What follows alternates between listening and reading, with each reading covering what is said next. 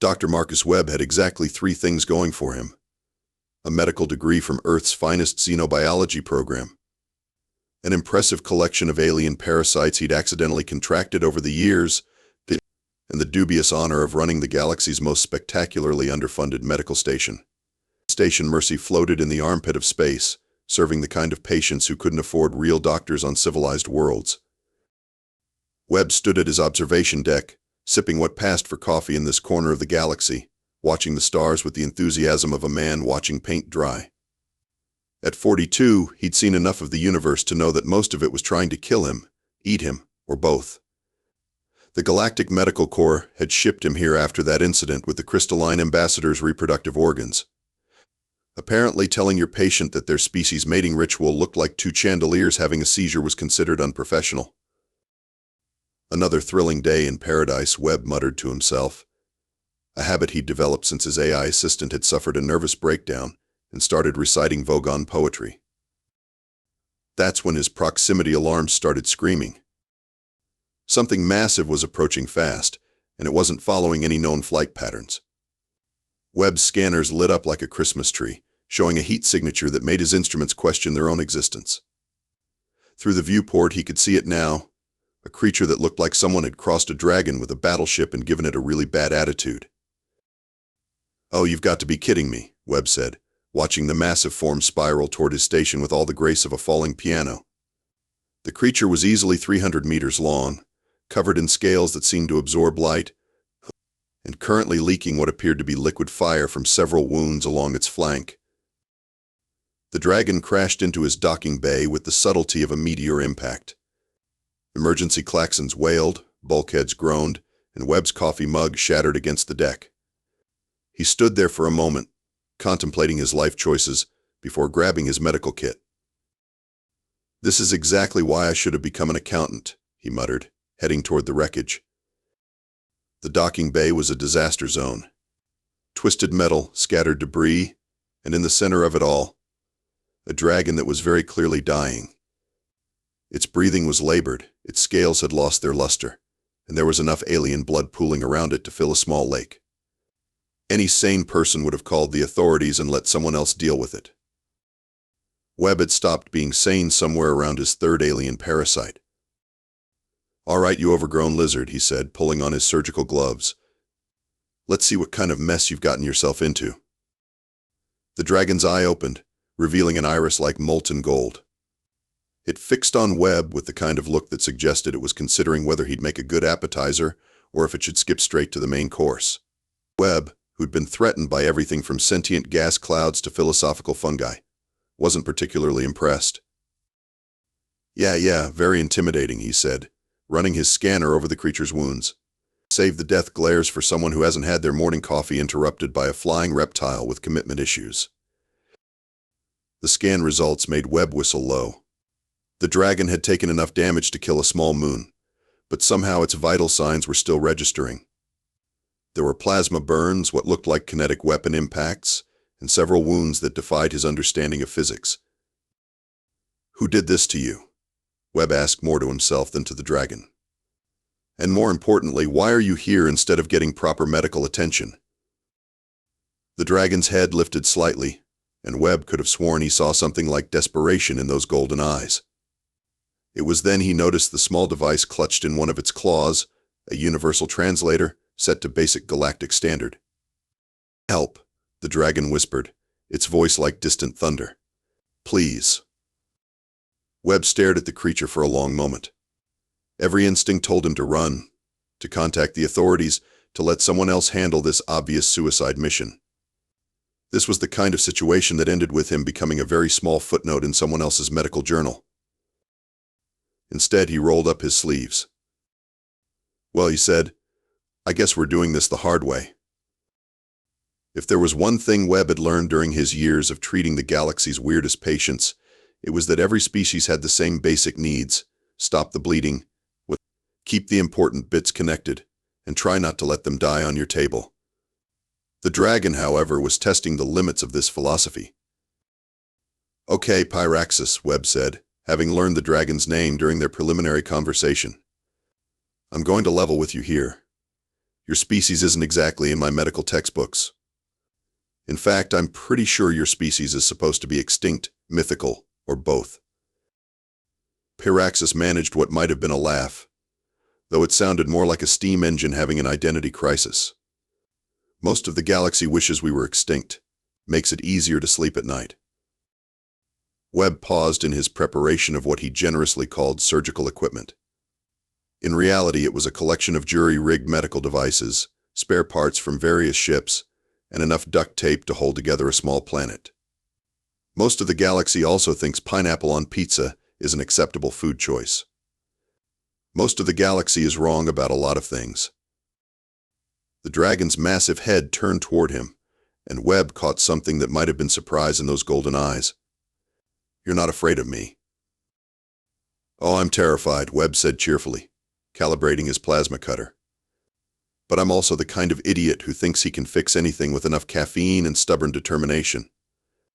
Now let's talk about these wounds. What exactly were you fighting?" As Webb worked, Pyraxis told her story. She was one of the last of the void dragons, a species that had once been the apex predators of deep space. But apex predators, it turned out, made everyone else nervous. Wars had been fought, bounties placed, and slowly but surely, her people had been hunted to near extinction. "I was trying to reach the sanctuary worlds," she explained as Webb sealed a particularly nasty plasma burn, neutral space, where the old treaties still hold. "But the Hegemony Patrol found me first."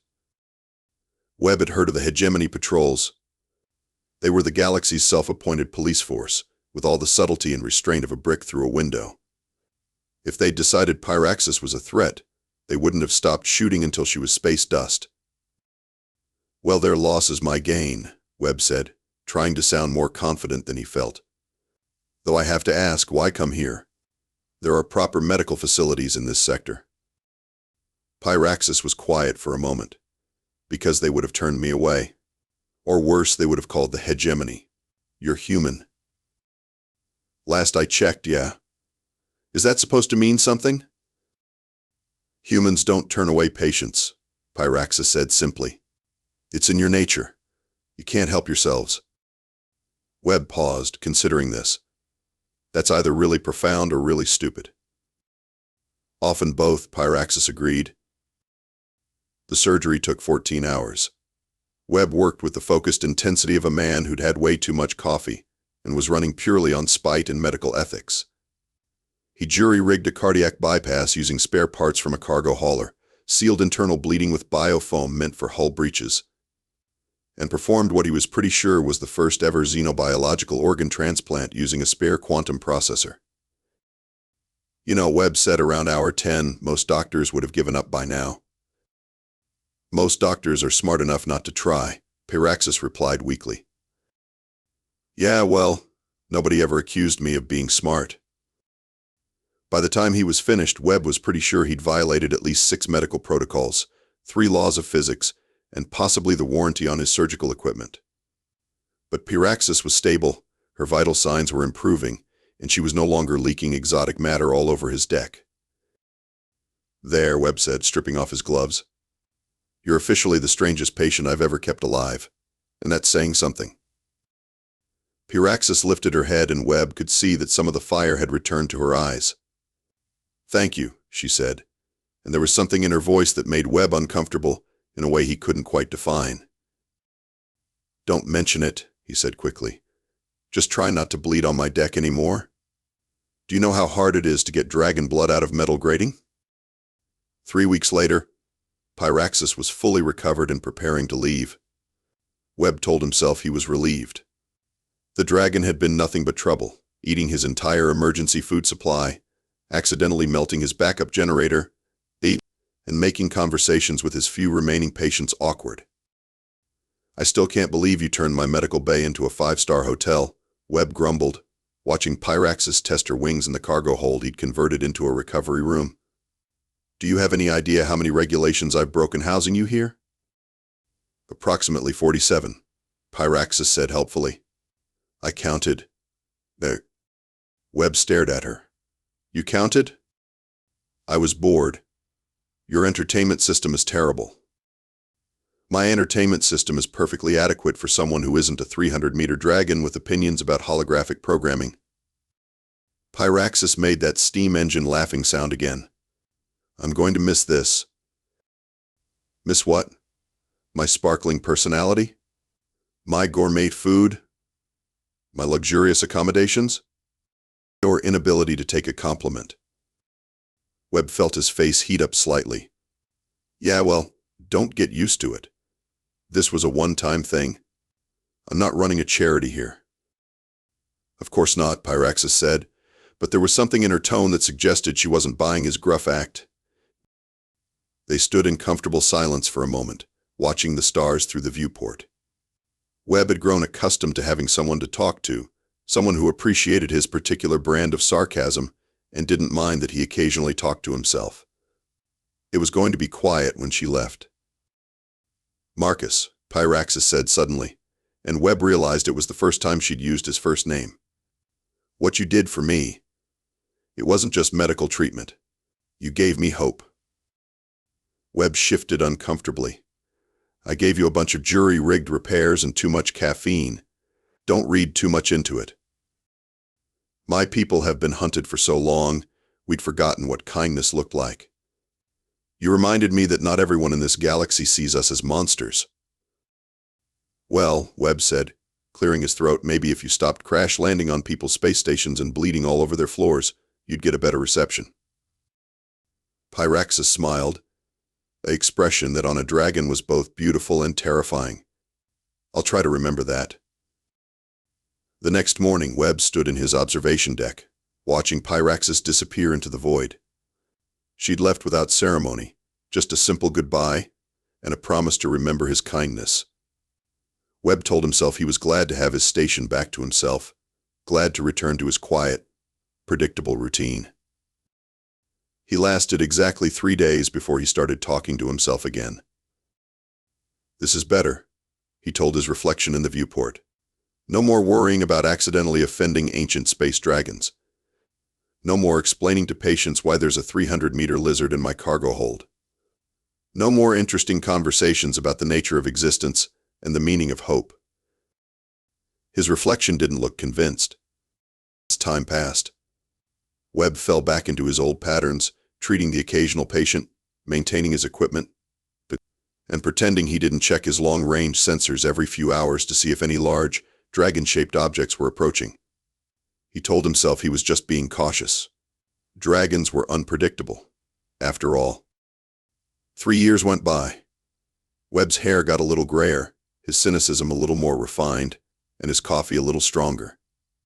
He'd almost convinced himself that the whole dragon episode had been an elaborate hallucination brought on by too much artificial caffeine and isolation.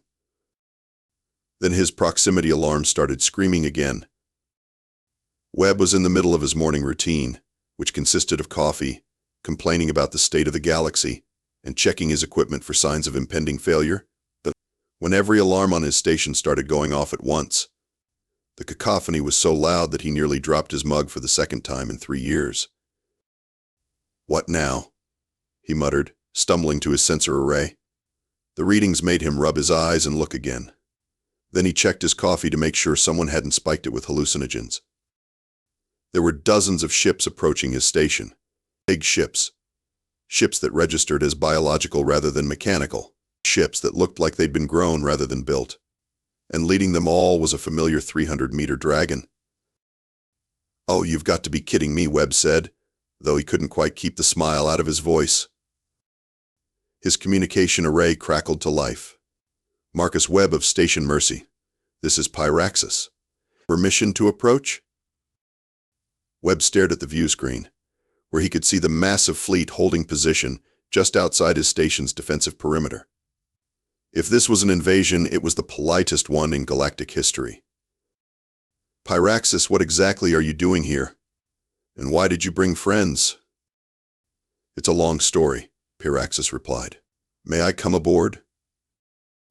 Webb looked at his cargo hold, which he'd converted back to storage after Pyraxis left.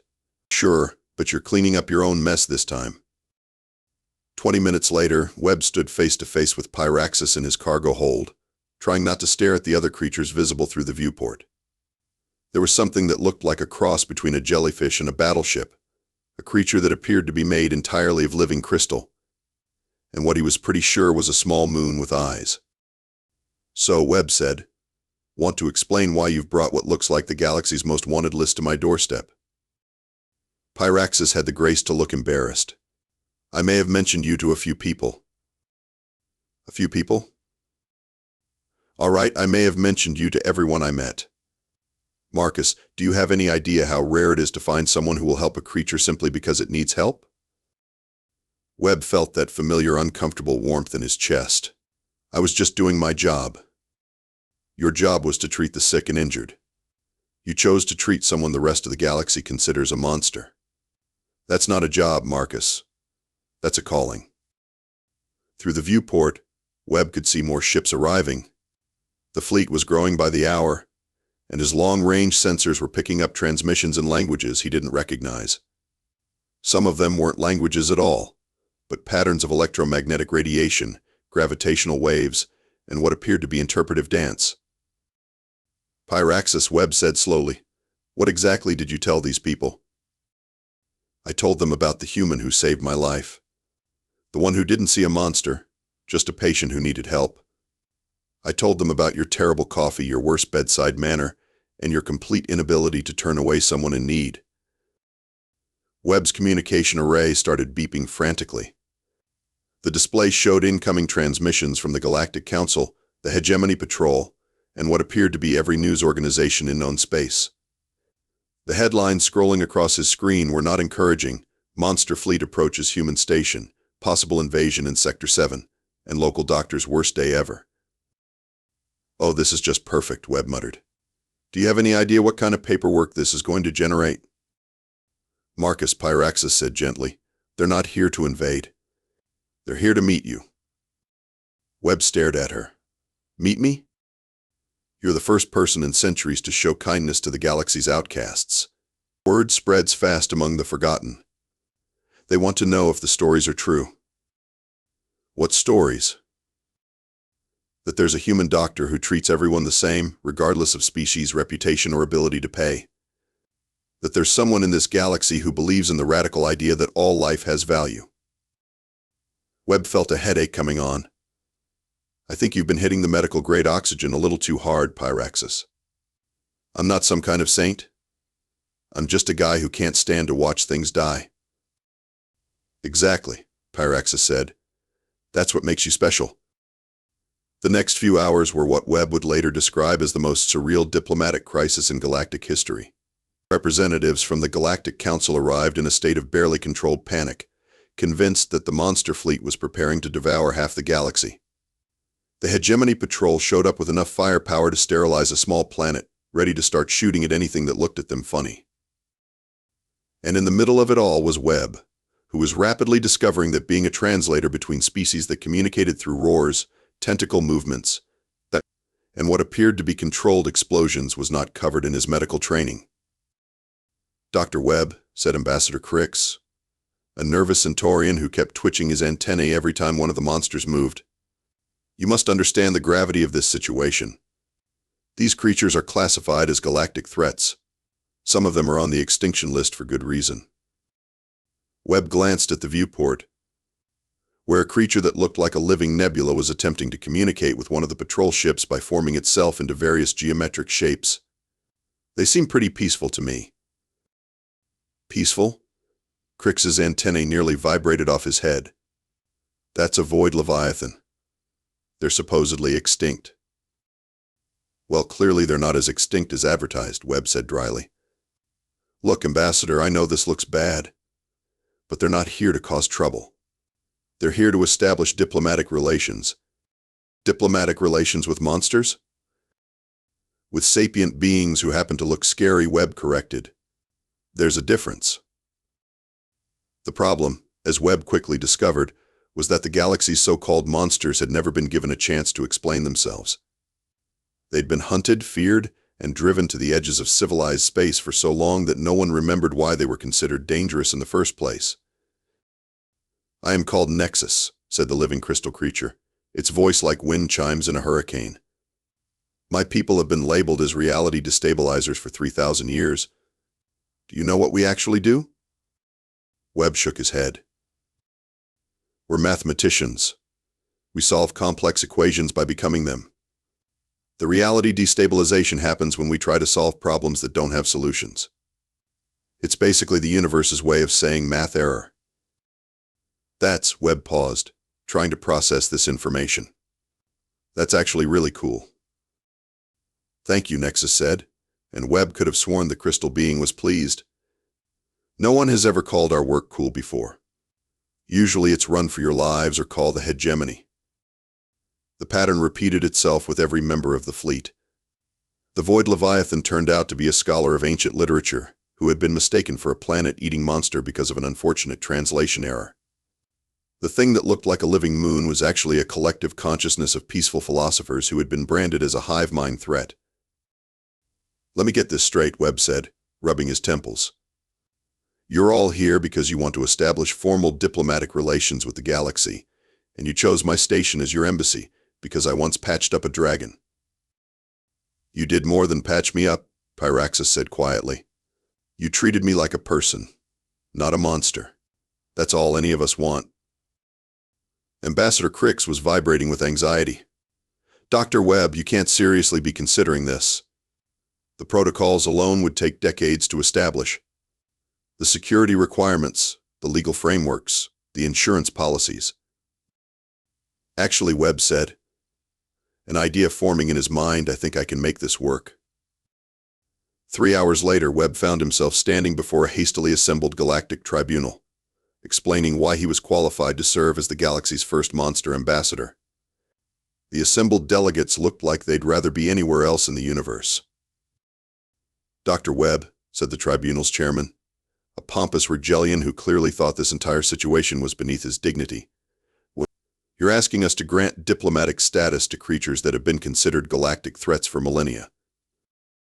I'm asking you to grant diplomatic status to sapient beings who have been misunderstood for millennia, Webb corrected.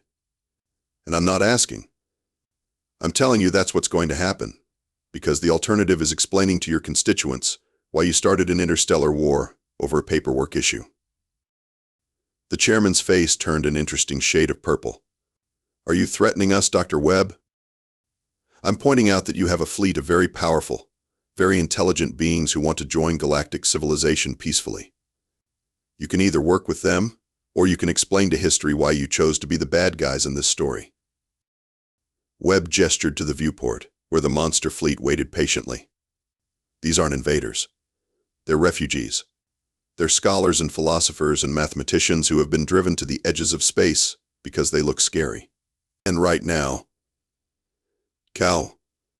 they're offering to share their knowledge and culture with the galaxy. All they want in return is to be treated like people. The vote was closer than Webb had expected, but in the end, fear of the unknown lost out to fear of bad publicity. The Galactic Council officially recognized the monster fleet as a legitimate diplomatic entity, with Station Mercy serving as their embassy and Dr. Marcus Webb as their official ambassador. Congratulations, Dr. Webb, Ambassador Crix said afterward, though he still looked like he'd rather be anywhere else. You're now the galaxy's first monster ambassador. I hope you know what you're doing. Webb looked at the chaos unfolding around his station as various species began the complex process of establishing formal diplomatic relations. Pyraxis was teaching a group of young patrol officers about dragon physiology, while Nexus was helping the station's engineers solve a persistent power coupling problem by literally becoming the mathematical equation. I have absolutely no idea what I'm doing, Webb admitted, but I'm pretty sure that's never stopped me before. 6 months later, Webb stood in what used to be his quiet observation deck, watching a creature that looked like a living aurora teach a group of Centaurian diplomats how to communicate through color patterns. His morning coffee had been replaced by something called Essence of Starlight that the aurora creature insisted was much better for his health. And he had to admit it didn't taste terrible. Ambassador Webb, said his new assistant, a young Rigelian named Cora, who had volunteered for the position out of what she claimed was professional curiosity, but which Webb suspected was actually academic masochism. The collective of wandering shadows wants to know if they can establish a permanent research station in Sector 12. Webb looked at the report, which was written in a language that consisted entirely of different shades of darkness. What kind of research? They're studying the emotional resonance of interstellar gas clouds. Apparently, nebulae have feelings, and the collective wants to make sure we're not hurting them when we fly through them. Of course they do, Webb muttered. Tell them yes, but they need to coordinate with the Hegemony Patrol. I'm not dealing with another incident like the one in the Vega system. The Vega system incident had occurred when a routine patrol had accidentally offended a sentient star by flying too close during its mating season. The resulting solar flare had knocked out communications for 3 sectors and given Webb a headache that lasted for weeks. Also, Cora continued, the Void Leviathan Collective has finished their translation of the ancient texts. They want to know if you'd be interested in reviewing their findings. Webb nodded absently. The Void Leviathans had been working on translating a collection of ancient texts that were supposedly the first diplomatic accords in galactic history. If they were right, it would revolutionize everyone's understanding of early galactic civilization. And the quantum jellies want to know if they can use the station's communication array to contact their home dimension. Their home dimension? Apparently they're not from this reality. They got lost during a routine interdimensional exploration and have been stuck here for about 2,000 years. Webb stared at his assistant. 2,000 years? They're very patient. It's a cultural thing. Of course it is. Webb rubbed his temples. Tell them they can use the array, but they need to coordinate with Nexus. I don't want any more reality fluctuations. The last time that happened, my coffee maker gained sentience and started writing poetry. Bad poetry? No. Surprisingly good poetry, actually. That's what made it so disturbing. Webb walked to the viewport, looking out at his station. What had once been a quiet medical facility was now the busiest diplomatic outpost in the galaxy. Ships of every conceivable design docked regularly, bringing diplomats, researchers, and curious beings from across known space. The station had been expanded 3 times to accommodate the growing community, and Webb had been forced to hire a staff of translators, cultural liaisons, and what he generously called incident managers. You know, Pyraxis said, appearing beside him with the silent grace that all dragons seem to possess, this isn't what I expected when I crashed into your docking bay. What did you expect? Honestly, I expected to die. I certainly didn't expect to accidentally start a diplomatic revolution. Webb smiled. Yeah, well, I expected to live out my days treating space fungus and arguing with broken medical equipment. Life's funny that way. They stood in comfortable silence, watching the bustling activity outside. A group of young beings from various species were gathered around one of the quantum jellies, apparently listening to stories about interdimensional travel. Near the main docking bay, a team of engineers was working with Nexus to upgrade the station's power grid, while a delegation of hegemony officials was having what appeared to be a heated discussion with a creature that looked like a living thunderstorm. Do you ever regret it? Pyraxis asked. Giving up your quiet life to become a galactic diplomat? Webb considered the question. His life had certainly become more complicated. He spent his days mediating disputes between species that had been enemies for millennia, explaining to nervous politicians why giving rights to reality-warping entities was actually a good idea, and trying to maintain his sanity in a job that seemed specifically designed to test the limits of human patience. You know what? He said finally. I used to think the universe was a cold, hostile place full of things that wanted to kill me. Turns out, it's actually full of things that just want to be understood. That's not so bad. Even when those things accidentally melt your equipment or destabilize local space-time. Especially then. At least it's never boring.